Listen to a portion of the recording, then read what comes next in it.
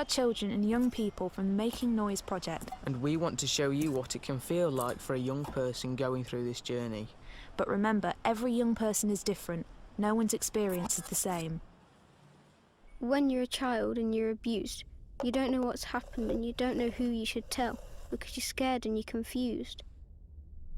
For a child, no matter what age, to say the actual thing, attacked, raped, assaulted, abused, it's very hard because you're young.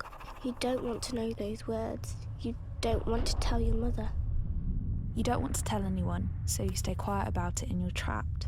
Your feelings are trapped inside you and you don't know what to do. It's as if you've locked yourself in a prison. Eventually I did tell my mum, and I was so worried she wouldn't believe me, but she did, and then we went to the GP. This is where the whole journey began, really. Well, after you've told the first person, it gets much easier to tell the second and third. So long as the first person is nice and listens, then you know you don't need to be embarrassed. When I had to go and see the police, I worried that they would tell everybody, and I didn't want the whole world to know.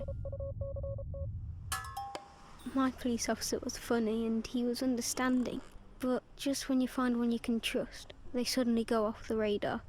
Then you're stuck with the people you feel like you can't talk to.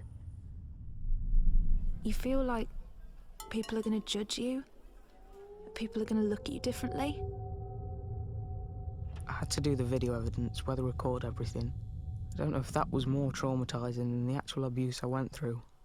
I thought, it's literally like the whole thing's happening again.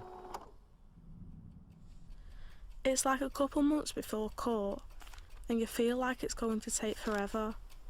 But then like 2 weeks before, it feels like it's moving at 1,000 miles an hour. I was terrified to go to court. Adults would talk to me like I was a baby and be on their tiptoes around me. Children don't want to be classed as one. They want to be classed as a human being.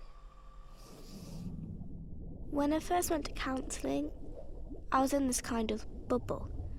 But after a few years of working with my project worker, she said to me, "You've been shining." And I said, "I think it's because of you.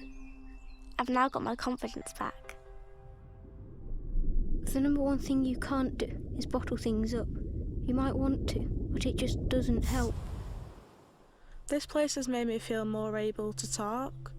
The abuse was not my fault. Because of this place, I know that.